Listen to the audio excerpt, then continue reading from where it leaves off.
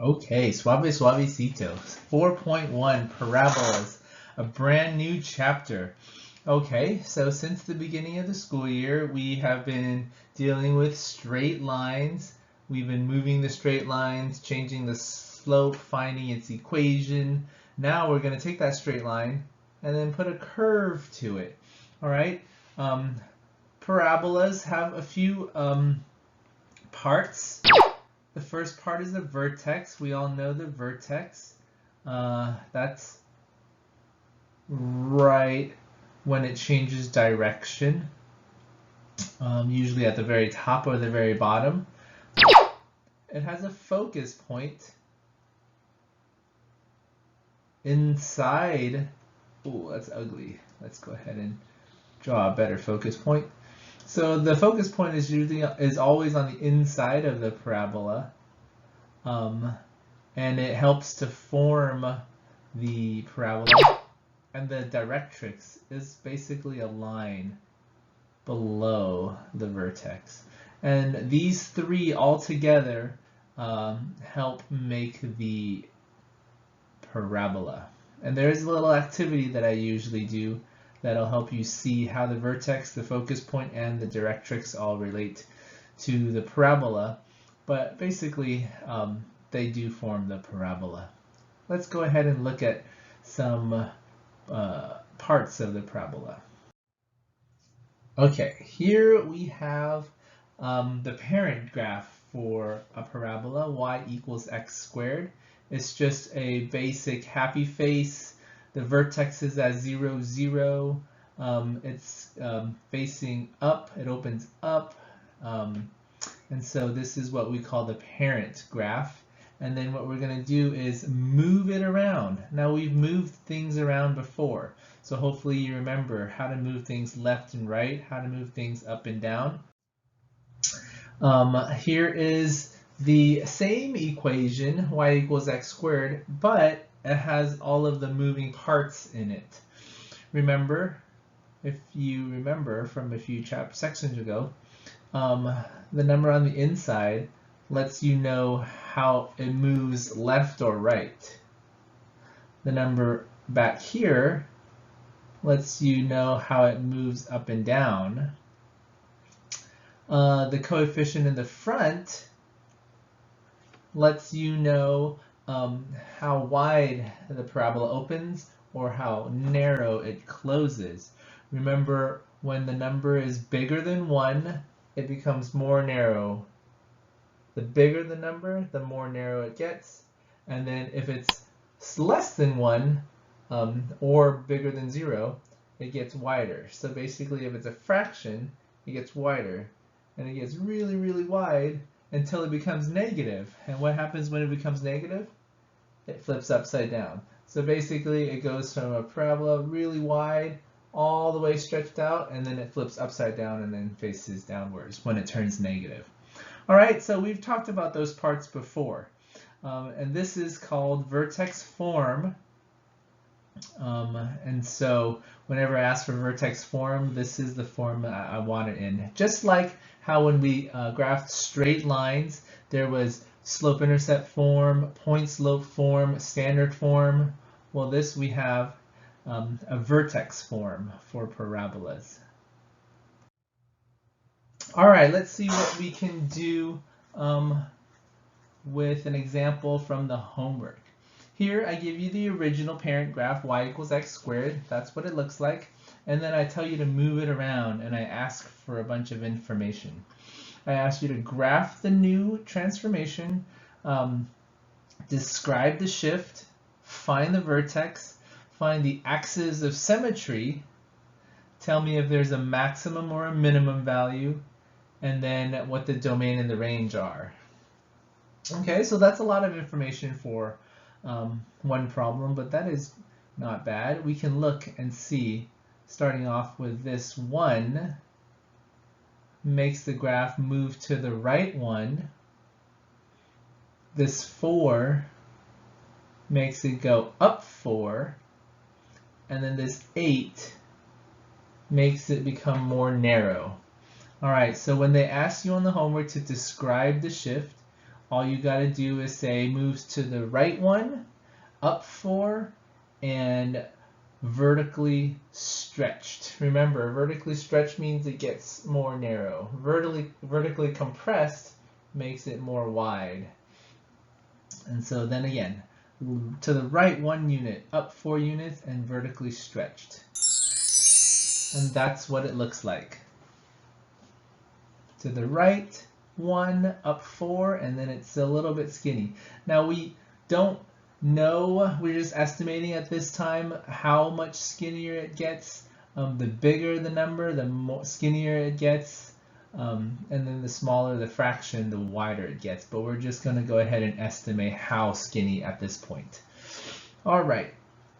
Now it says find the vertex. The vertex is right there, 1, 4. It's that number and that number all the time. And then it says find the axis of symmetry. The axis of symmetry is basically when you cut the parabola in half symmetrically. In this case, if I cut it right here,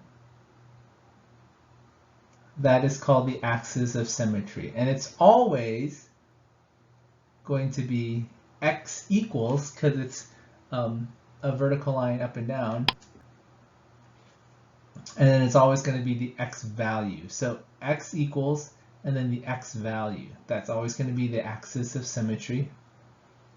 Then we ask for the max or the min.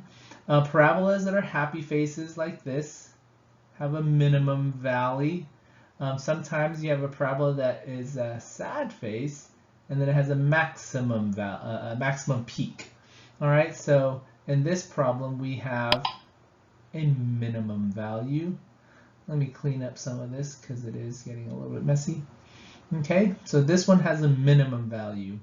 Now we're looking for domain. Domain again is all the possible x values, how much it goes this way and how much it goes this way. And if we extend this parabola forever, it actually goes in both directions forever, to the left and to the right. And so the the domain is going to be all real numbers. It's just going to go like this forever. Now the range is the y possible value, how much it goes up and how much it goes down.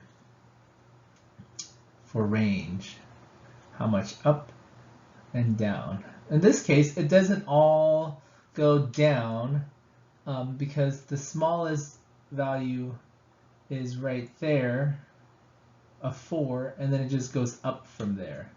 So the range is all the y values that are bigger than or equal to 4. All right, so that's a lot of information just for one problem. You'll have a whole bunch of those for homework to practice on. Okay, the next part of the homework is going to ask you to write an equation given the vertex and a point it goes through. Kind of like in Algebra 1 when I asked you to find the equation of a line and I gave you a point and a slope, or if I give you 2 points and you find the slope. So same thing with parabolas. I can give you a point and I can give you a vertex, and you should be able to come up with the equation. Sometimes it helps to draw the picture out as well. So if you want to draw it out, that's what it looks like. The vertex is at 3, 7, and then it goes through 9, 4. Okay, it's not necessary to draw it, but it's sometimes nice to visualize what we're looking for. Always start off with the equation in vertex form. That's the formula I gave you at the beginning of notes. And then we're going to go ahead and plug in the vertex. 3, 7. The 3 will go in here, and then the 7 will go in here. Just because it moves over 3 and then up 7. There's the vertex. There it is. Now, what do you think you're going to do with this point? The point is just an x value and a y value, and they go in this x value and this y value.